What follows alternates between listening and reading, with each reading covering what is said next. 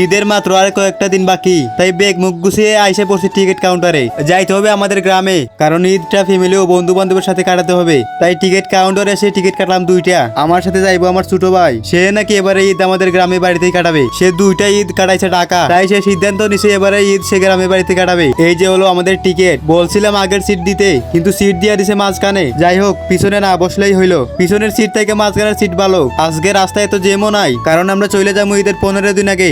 ঈদের 2-1 দিন আগে গেলে রাস্তায় তো জ্যাম থাকে, এটা বলে বোঝানোর মতো না। গাড়িতে বসতে বসতে বিরক্ত লাগা যায়। তাই এবার সিদ্ধান্ত নিছি ঈদের 15 দিন আগে বাড়িতে যাবো। বলছিল গাড়ি আসবে 9টা 30-এ, কিন্তু এখন বাজে 10টা 2।